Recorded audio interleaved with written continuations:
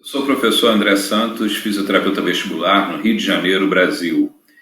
Tenho muito orgulho de participar deste congresso e dividir o conhecimento relacionado às síndromes vertiginosas, como avaliar, fazer o diagnóstico funcional e elaborar o programa de tratamento. Dessa forma, teremos a oportunidade de discutir sobre casos clínicos e os seus principais resultados, através de manobras específicas ou a aplicação racional e individualizada de exercícios fisioterapêuticos ou a cinesioterapia vestibular para os pacientes. Sou do Rio de Janeiro, Brasil, e como fisioterapeuta vestibular sou membro da Barani Society, considerada a sociedade científica mais importante do mundo nas áreas de otoneurologia e reabilitação vestibular. Sou membro também da Fundação Ibero-Americana de Neurotologia, fundação esta que promove eventos científicos anualmente e que fazemos parte da Comissão de Reabilitação Vestibular. Também sou membro fundador e coordenador do Departamento de Fisioterapia Vestibular da Abrafim, Associação Brasileira de Fisioterapia Neurofuncional. A minha experiência profissional, basicamente nos últimos 22 anos, eu venho atuando como clínico, pesquisador e fisioterapeuta atuante na abordagem diagnóstica e terapêutica dos pacientes com síndromes vestibulares.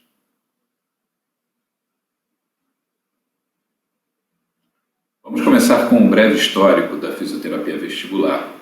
Tudo começou na década de 1940, onde Cooksey e Galton observaram que pacientes no pós-operatório de cirurgias do labirinto tinham uma melhora mais importante quando se movimentavam no leito, comparado com aqueles pacientes que ficavam restritos e imóveis no leito na fase pós-operatória.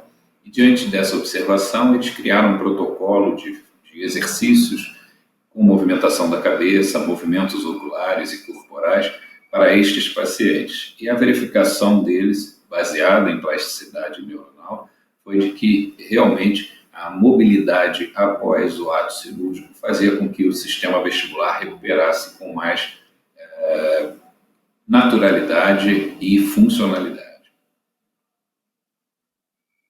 A fisioterapia vestibular pode ser conceituada como uma área de atuação em que, após avaliação e diagnóstico funcional, busca reduzir os sintomas e promover uma adaptação ou até mesmo substituição nas funções vestibulares. Estas podem estar relacionadas a uma ampla variedade de distúrbios do equilíbrio. Epidemiologicamente, nós sabemos que a tontura pode acometer 10% da população mundial. 35% das pessoas com 40 anos de idade ou mais têm ou terão algum tipo de queixa relacionada ao labirinto, tonturas, desequilíbrio, náusea e até mesmo vômito. Nos idosos, 80% apresentam essa queixa, é uma das queixas mais comuns em ambulatórios e hospitais. Na realidade, desses idosos, metade apresentam como diagnóstico a vertigem posicional paroxística benigna, que falaremos mais adiante. Um dado importante é que 17% dos pacientes apresentam recuperação espontânea, ou seja, o sistema vestibular e suas conexões com o sistema visual, sistema somatosensorial, tem uma capacidade funcional enorme de compensação central. Portanto, mesmo que se observe e verifique as situações relacionadas ao paciente na fase aguda, esses sinais e sintomas tendem a uma redução funcional progressiva, especialmente nos casos de origem periférica. E, muito importante lembrar que 90% dos pacientes apresentam uma resposta maravilhosa, uma resposta funcional, uma recuperação das suas atividades por conta de um programa de reabilitação vestibular interdisciplinar, porém personalizado, ou seja, nós devemos usar de forma racional, ou seja, através de ferramentas de avaliação validadas internacionalmente, para que se consiga atingir um diagnóstico funcional mais preciso. E a partir das limitações funcionais detectadas, estas devem ser também padronizadas de forma individualizada. Então, diante da própria avaliação do paciente, nós podemos verificar a possibilidade de se iniciar um tratamento o mais precoce possível, seja através de manobras ou através da cinesioterapia.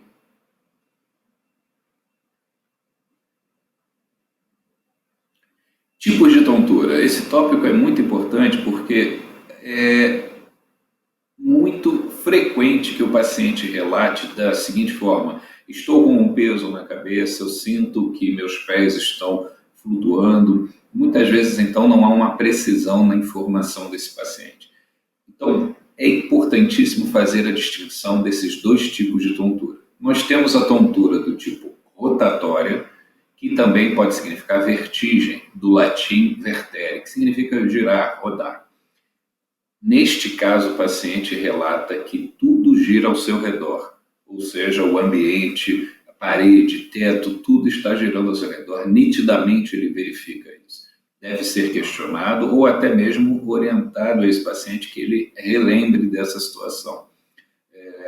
Considerando esse tipo de tontura, podemos imaginar que 90% a 95% dos casos podem ter relação direta com uma origem vestibular do problema. O outro tipo de tontura não rotatória é uma tontura em que ele não visualiza o ambiente girando ao seu redor. Pelo contrário, o ambiente está parado, mas ele sente, ele refere que dentro da cabeça dele está com uma zonzeira, como o relato que eles nos apresentam na clínica diária, ou até mesmo instabilidade postural. Nesses casos, pode ou não ter relação com o labirinto. Um exemplo, um paciente com hipoglicemia pode referir tontura e isso nada tem a ver com o sistema vestibular. Então, o componente rotatório, mesmo que venha com instabilidade postural, é importantíssimo para elaborarmos a hipótese diagnóstica de que esse paciente sofre de algum distúrbio vestibular.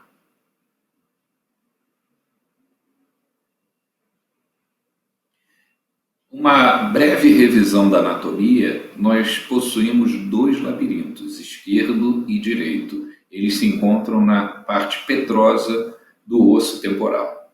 Este mesmo labirinto, ele apresenta uma formação óssea, que é o labirinto ósseo mais externo, e que apresenta essas estruturas, como podemos ver na figura. Na parte anterior dele é a cóclea, que tem a relação com a audição, detectar sons para transformar nas vias auditivas em impulso elétrico. Nessa parte intermediária do labirinto, nós temos duas estruturas, o utrículo mais horizontal e o sáculo, que são estruturas sensíveis que detectam aceleração linear, movimentos lineares, como, por exemplo, estar dentro do comboio e este se deslocar para frente. E, posteriormente, no labirinto, nós temos os canais semicirculares. São 3 canais semicirculares de cada lado, em cada labirinto. Esses canais semicirculares detectam a aceleração angular, ou seja, os próprios movimentos da cabeça de rotação ou de flexão e extensão. Dentro deste labirinto ósseo, podemos ver aqui na outra figura ao lado, existe o labirinto membranoso, que é formado por um neuroepitélio, e é aqui que se origina o nervo vestíbulo coclear. Portanto, o ramo vestibular e o ramo coclear juntos darão início ao nervo vestíbulo coclear, que é o 8º nervo craniano, que vai dessa periferia penetrar no conduto auditivo interno e vai seguir na direção do tronco encefálico. Lá ele se insere, ele vai penetrar no sulco bulbocontínuo, onde encontrará a sua representação central, que seriam os núcleos vestibulares. Esses complexos nucleares vestibulares, eles vão ter conexões com os outros sistemas aferentes do equilíbrio, que seria o sistema visual e o sistema somatosensorial.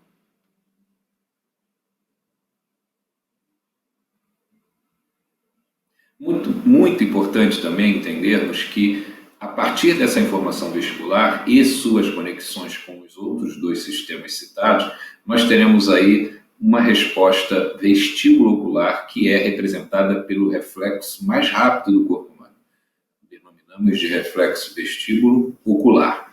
O reflexo vestíbulo-ocular, ele possui essa representação matemática em que nós observamos o que significa velocidade dos olhos sobre velocidade da cabeça igual a 1.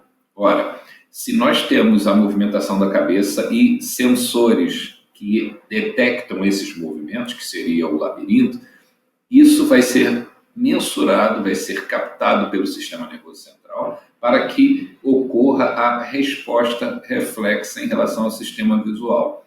Ou seja, qual é a proposta aqui do sistema vestibular?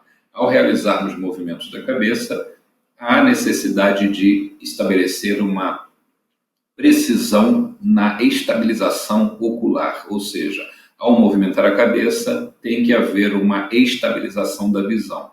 Então, diante da conexão que tem da função vestibular com os músculos extraoculares por vias neuroanatômicas, esta equação se reproduz na clínica da seguinte forma: como o paciente realiza movimentos da cabeça para qualquer direção, o sistema vestibular vai apresentar uma resposta elétrica para que ocorra um movimento ocular na direção oposta ao movimento da cabeça.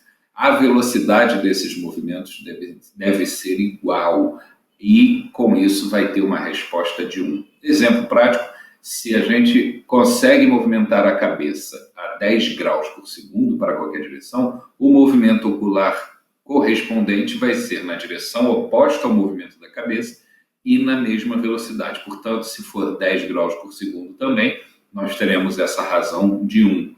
Então, fisiologicamente, o reflexo vestibular tem que corresponder a 1 e que nós chamaríamos do ganho do reflexo vestibular, justamente pela resposta fisiológica normal. Quando temos um paciente vestibular, essa resposta oriunda do sistema vestibular está bloqueada, está inibida pelo sistema nervoso central. Então, quando ele realiza um movimento cefálico, essa resposta bloqueada não vai corresponder à resposta ocular. Então, qualquer diferença nessa relação dos movimentos da cabeça com os olhos vai resultar em sintomas.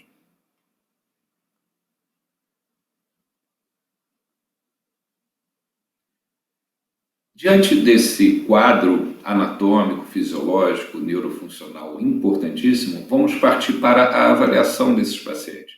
Importante frisar que a anamnese é a etapa mais importante. Nós dizemos nessa área que 90% do diagnóstico, seja diagnóstico médico ou fisioterapêutico, a anamnese, escutar este paciente, seus sinais, sintomas, o tempo que se iniciou, o tempo dos sinais e sintomas, se eles duram segundos, minutos, horas ou dias, toda essa informação, se apresentou também algum quadro de infecção de vias aéreas superiores ou até mesmo um traumatismo craniano, todas essas informações vão ser importantíssimas e vão contribuir para a nossa hipótese diagnóstica.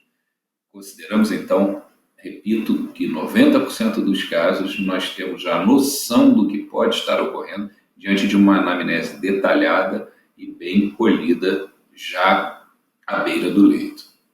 Então, após a anamnese, nós realizamos essa sequência de exames oculomotores: amplitude de movimento ocular, nistagmo espontâneo, quer dizer, a pesquisa de movimentos oculares involuntários, a pesquisa da convergência, capacidade de realizar movimento ocular em direções opostas, nistagmo semi-espontâneo, skill deviation, um teste específico para saber como está a estabilidade ocular, e esses três últimos, sacádico, perseguição e optocinético, são propriedades fisiológicas que nós temos em relação ao sistema viso-óculo-motor. E como avaliá-los? Sacádico é a capacidade de desviarmos o olhar para alvos fixos. Perseguição, naturalmente, é o acompanhamento ocular de alvos móveis à nossa frente. E optocinético seria a visualização de múltiplos alvos na frente, como estar numa plataforma observando um comboio passar na sua frente. Então, essa sequência de exames é importante registrar que isoladamente não possuem sensibilidade para se obter diagnóstico, e aqui a cabeça do paciente está parada. Portanto, é um exame clássico neuro-óculo-motor para a verificação posterior de como está a função vestíbulo-ocular. Estes testes serão feitos mais adiante.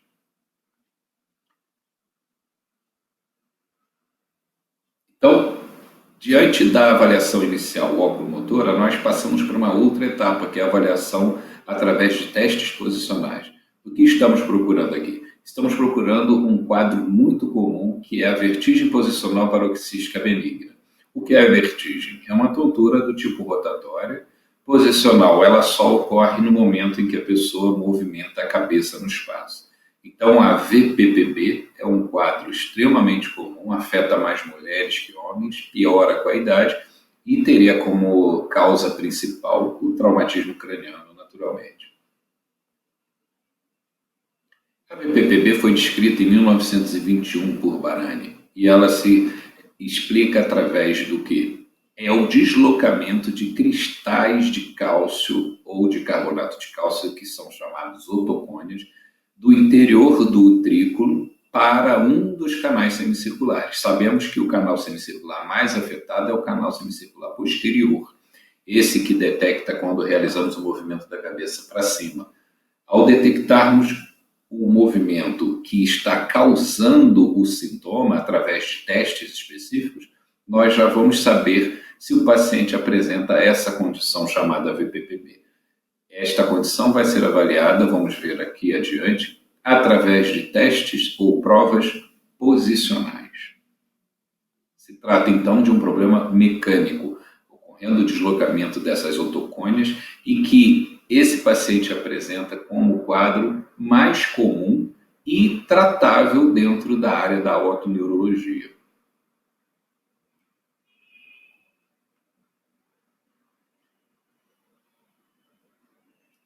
É importante também observar que, além da alta frequência que afeta mais mulheres que homens, nós temos um custo de diagnóstico que gira em torno de $2.000 por paciente. Isso foi resultado da revisão sistemática das últimas diretrizes sobre VPPB de 2017.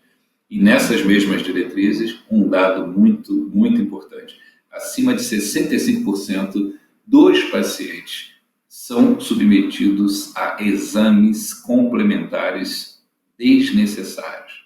Então, isso é muito sério, inclusive no sistema público de saúde de vários países pelo mundo, tanto na Europa como nas Américas e Oceania. Além, claro, da Ásia. O que se observou nessas diretrizes? Que os pacientes, mesmo com uma queixa bem clara de que quando está sentado, muda de posição para deitado, vê o mundo girar e com uma história clínica e típica de VPPB, que pode ser confirmada com testes simples à beira do leito, são, antes de mais nada, submetidos à solicitação de exames de imagem, de radiologia, através de tomografia computadorizada, através de ressonância magnética. Então, esses pacientes podem ser abordados de uma forma mais simples e eficaz, através do conhecimento do mecanismo que leva à VPPB. Uma vez esses cristais deslocados do utrículo e indo parar num dos canais, temos dois tipos de VPPB que podem ser reconhecidos. Um tipo é a canalitíase, que seria o quê? Esses cristais deslocados para o canal, estão soltos, livres no canal. E, claro, esse paciente vai referir apenas ao movimento cefálico, os sintomas vertigem e o sinal nistagmo. Durante o movimento da cabeça em que provoca os sintomas, além de ver tudo girar, esse paciente também apresenta o nistagmo, esse movimento involuntário, que tem o mesmo tempo de duração da vertigem. Uma característica importante da VPPB é a brevidade dos sintomas e a fatigabilidade. Esses sintomas tendem a parar. No caso da canalitíase, dura menos de 60 segundos. A cupulolitíase já seria o quê? Esses cristais aderidos à cúpula, que é uma gelatina acima das células ciliadas da ampola do canal semicircular e que estão ali aderidas. Esse quadro se apresenta com sintomas mais persistentes. Ultrapassam os 60 segundos, mas também são fatigáveis, também reduzem até cessar. Esta manobra de Dix-Hallpike é a manobra que se realiza para avaliação de VPPB de canal posterior e anterior desses pacientes. Portanto, ela tem alta sensibilidade e alta especificidade para a confirmação diagnóstica. Então vejam que o paciente inicialmente sentado, com a cabeça girada para o lado a ser examinado, ele é colocado na posição de decúbito dorsal, associando uma extensão da cabeça. Então a manobra de Dix-Hallpike registro é uma manobra de diagnóstico para a confirmação da VPPB, canal semicircular posterior especialmente.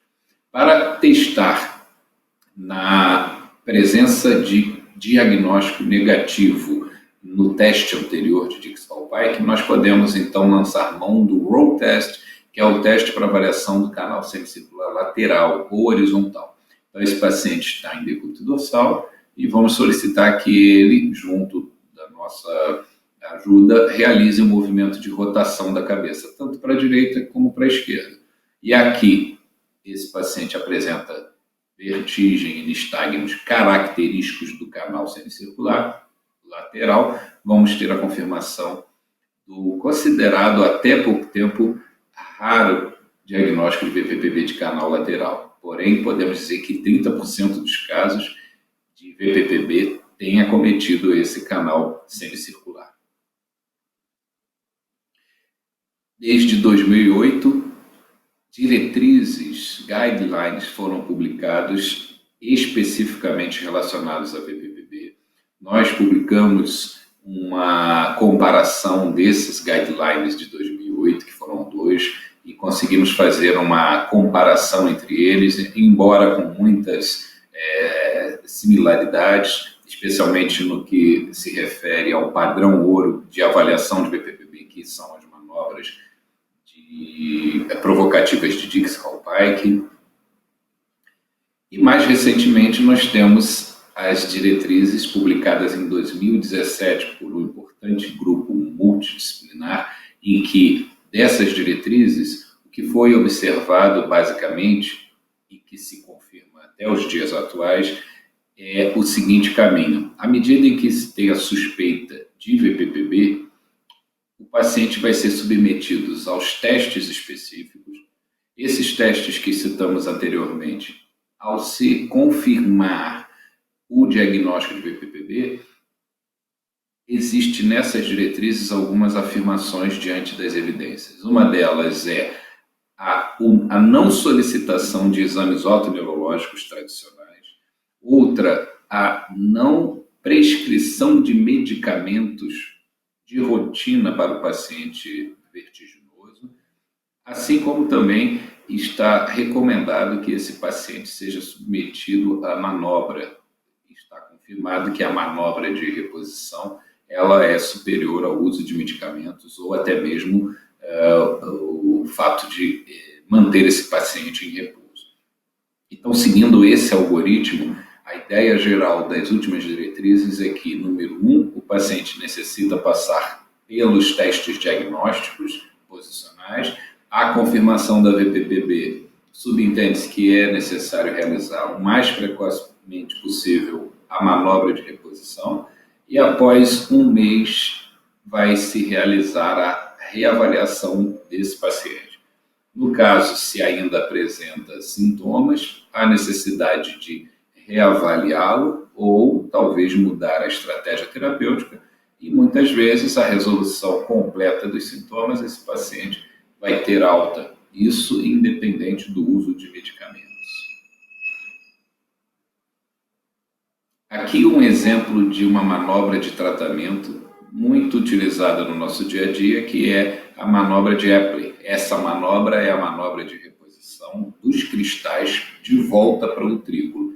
Então o paciente é colocado em diversas posições, essa manobra exige a participação do paciente e do profissional, e ao executá-la nós conseguimos direcionar esses cristais deslocados do canal posterior para o seu lugar de origem lá no interior do utrículo. Aqui é um exemplo então de uma VPPB do canal semicircular posterior direito do tipo canalitise, ou seja, os sinais e sintomas duram menos de 60 segundos. Caso esse paciente tenha uma VPPB do canal semicircular horizontal ou lateral, temos aqui duas possibilidades terapêuticas, que são as manobras de Buffoni, tanto para canalitíase, manobra simples, que o paciente deita para o lado oposto ao lado afetado, e depois solicita-se que gire a cabeça para baixo, isso a cada posição por 2 minutos, ou temos a indicação nos casos de cupulolitíase, são casos mais raros do comprometimento do canal horizontal. Nesse caso, o paciente deita para o lado afetado e vai virar a cabeça para cima. Então, essa manobra, como essa, apresentam respostas assim muito satisfatórias, muitas vezes numa só tentativa, né? O objetivo geral no tratamento do paciente com EPPB é reduzir os sintomas, eliminar o nistagmo, este que nos indica o diagnóstico confirmado, e, naturalmente, que esse paciente seja tratado com o mínimo de manobras possível.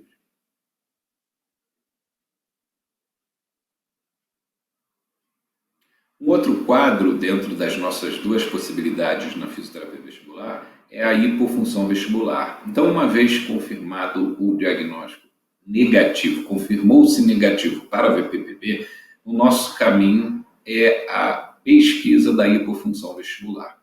O que seria a hipofunção vestibular? Diante de algum quadro que afete o sistema vestibular, quadro esse que pode ser de origem viral, bacteriana, traumática, etc., lembrando que nessa situação não há deslocamento dos cristais, esse paciente apresenta uma inibição da formação daquele sistema afetado, daquele labirinto afetado.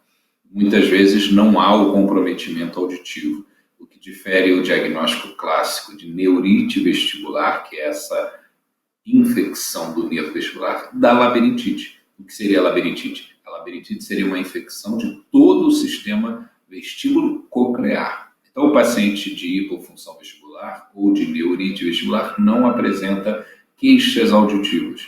Já o paciente da labirintite apresenta queixas vestibulares e auditivas associadas.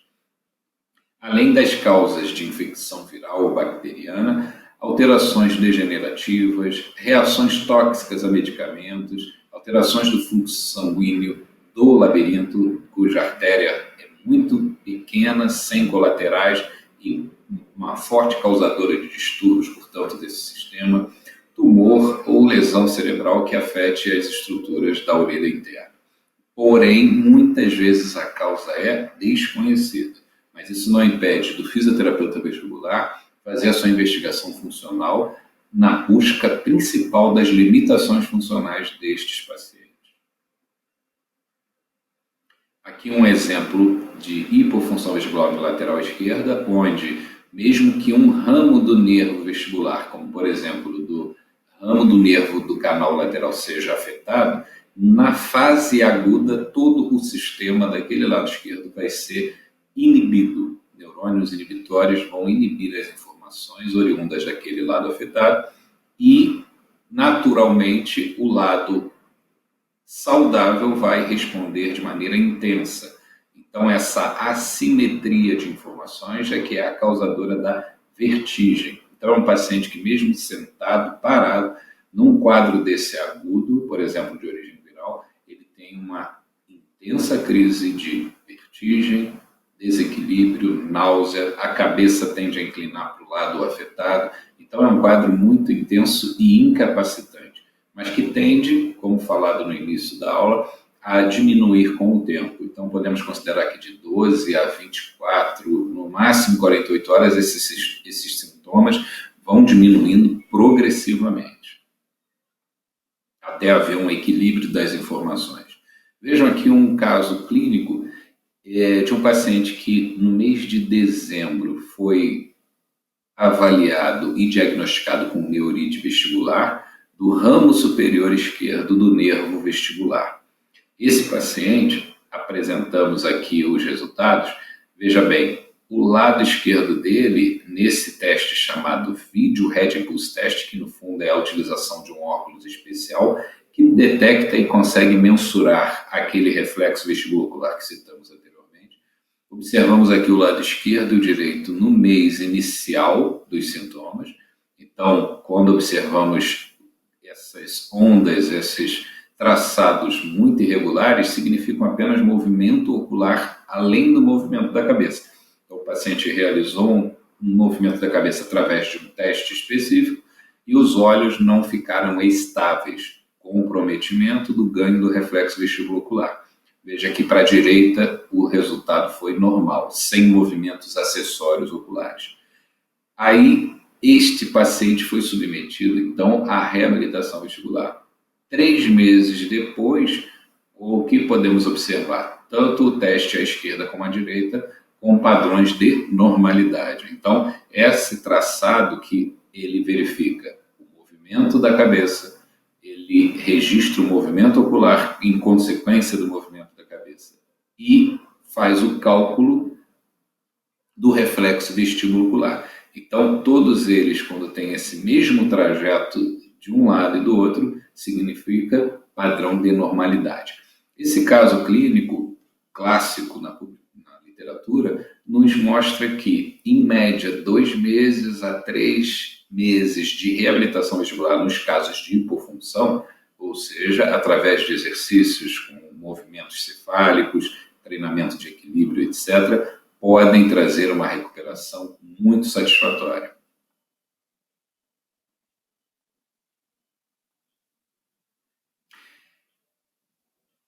Seguindo nas avaliações, os testes de resposta do reflexo vestibulocular podem ser relacionados a essa sequência. Então, esse paciente é submetido a testes em que ocorre agora a movimentação da cabeça, avaliação lenta do reflexo vestibulocular, o reflexo vestibulocular cancelado, ele realizando o teste olhando para um alvo fixo, que seria o seu próprio dedo, por exemplo. O Head Impulse Test citado anteriormente pode ser feito sem o próprio equipamento, aquele óculos especial. Testes de agitação cefálica, acuidade visual dinâmica. Então, esses testes, observem que todos têm movimento cefálico. Todos, então, fazem com que a endolinfa no interior do labirinto seja estimulada e é ela justamente que faz a ativação do nervo vestibular. E conseguimos, dessa forma, mensurar, verificar as alterações funcionais do reflexo vestibulocular. Ao terminar a avaliação vestibulocular, na busca ou de VPPB ou de hipofunção vestibular, nós temos que finalizar como? Através da avaliação do reflexo vestíbulo e espinal. O que é a tradução disso? É a avaliação propriamente dita da estabilidade postural. Testes de equilíbrio estático e dinâmico. Temos aqui, então, uma sequência de testes de equilíbrio, testes clássicos de Romberg sensibilizado, apoio sobre uma perna só, alcance funcional, teste dos empurrões, teste de retropulsão e o Timed Open Goal Test. Então, essa sequência de testes relacionados aos testes de equilíbrio estático podem contribuir enormemente para o complemento da nossa avaliação, uma vez que também o sistema vestibular está com suas conexões relacionadas à medula espinhal. Então, as vias medulares descendentes que conectam o sistema vestibular ao corpo, isso configura o papel do sistema vestibular no controle postural que necessita de avaliação. Sempre lembrando, estamos buscando limitações funcionais destes pacientes. Aqui é um exemplo interessante de avaliar os 3 sistemas no mesmo momento. Então, o paciente apenas na posição de Romberg, com olhos abertos, superfície estável, olhos fechados, superfície estável, olhos abertos com superfície instável através de uma almofada, forno, ou então de olhos fechados sobre a superfície instável. Nesse caso aqui, estaríamos isolando e provocando mais o sistema vestibular. Então, através de testes simples, de baixo custo, baixa tecnologia, clinicamente conseguimos ter dados suficientes para determinar as limitações funcionais e, consequentemente, o nosso diagnóstico de hipofunção vestibular associado à instabilidade postural fica determinado.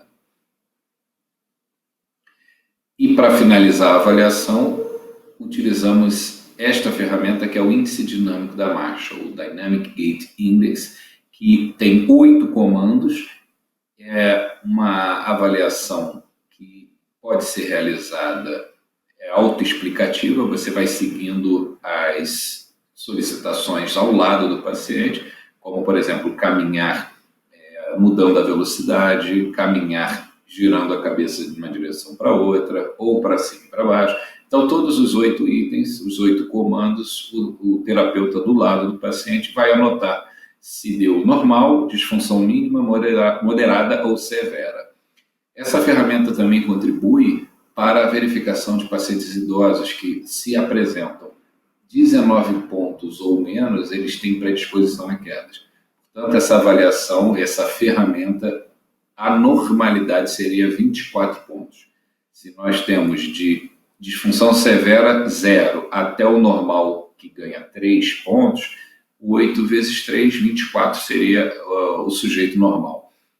O paciente idoso com pontuação abaixo de 19, portanto, é um índice preditivo para quedas. Lembrando que essas ferramentas de avaliação de equilíbrio estático e dinâmico podem ser utilizadas também para reabilitação. E aí, dentro dessa possibilidade, nós temos não só as opções terapêuticas através de exercícios de adaptação, como de habituação e substituição, mas entendendo que a proposta desses exercícios ela é baseada na plasticidade neuronal.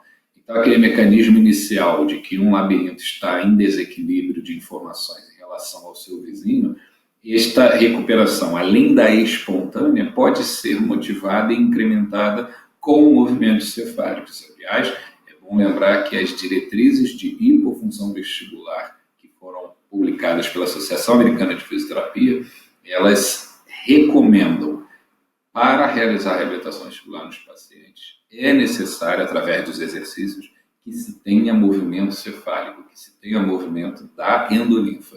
Então, apenas utilizar movimentos oculares realmente não há evidência científica para a recuperação vestibular. Quando se fala de exercícios de adaptação, fala-se de movimentos repetitivos para recuperar o reflexo vestibulocular. Quando falamos de exercícios de habituação, estamos falando também de movimentos repetitivos, diários. Reabilitação vestibular é diária, esse paciente necessita dever de casa e domingo a domingo vai realizar esses movimentos. A habituação, portanto, vem a ser a redução dos sintomas através da movimentação diária. E pacientes com disfunção bilateral, por exemplo, podem se beneficiar de substituição.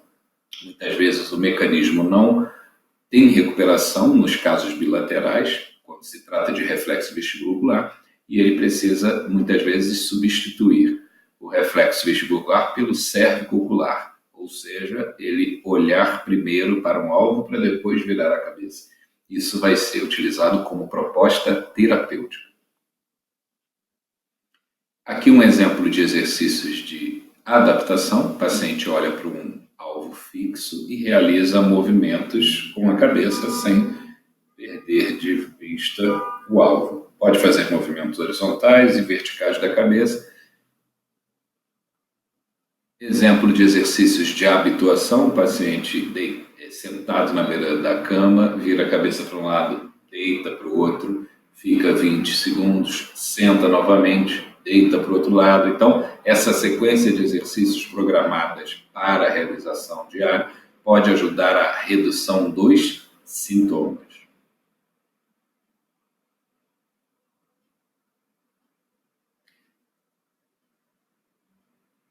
E uma particularidade dentro da reabilitação vestibular são os raros casos de hipofunção vestibular bilateral, normalmente causado por medicamentos, ototoxicidade, medicamentos vestibulotóxicos que destroem células sensíveis no interior do labirinto. Exemplo: diuréticos de alça e aminoglicosídeos, antibióticos da família da gentamicina, aminoglicosídeos são muito intensamente vestibulotóxicos. A apresentação clínica desse paciente: relato de oscilopsia. Esse paciente apresenta uma queixa que equivale a perceber que o ambiente está em movimento. Ele não vê nada girar, mas o ambiente está em movimento vertical ou horizontal, ele parado ou às vezes ele andando, então é extremamente incapacitante. Esse paciente não consegue ter estabilidade ocular pela perda ou comprometimento severo do reflexo vestibular. Mas o que chama a atenção nesses pacientes é o desequilíbrio, estabilidade postural severa e, consequentemente, a marcha com comprometimento. O objetivo do tratamento desses pacientes, que serão também submetidos à mesma avaliação anterior, vai ser naturalmente a recuperação do equilíbrio, com um trabalho muito voltado, muito focado para a adaptação dele em superfícies estáveis e instáveis, e sabendo que os registros de movimentos através da substituição de reflexos podem ser aí o nosso maior aliado na recuperação desses pacientes.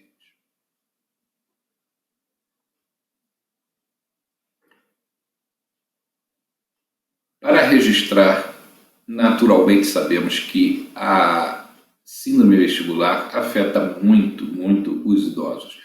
A partir dos 35, 40 anos ocorre um declínio não só funcional, qualitativo, como quantitativo de células ciliadas, da própria morfologia dos cristais, que sofrem muitas alterações morfológicas. Então, esse paciente idoso realmente é o paciente que é mais vítima destes quadros vestibulares. Mas aqui eu trago um quadro que é interessante, ele não apresenta uma característica vestibular particularmente, que é a tontura postural perceptual persistente.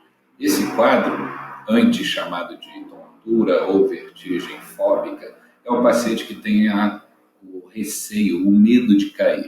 Geralmente são mulheres mais idosas, com sistema vestibular normal, a avaliação vestibular é normal, muitas vezes com passado de migrânia e distúrbios metabólicos, e que o paciente refere grande receio de queda ao se levantar. Então, ele está sentado e deitado, não refere queixas. Ao se levantar, aumenta a insegurança e a queixa de tontura não rotatória, e que isso pode culminar com esse diagnóstico.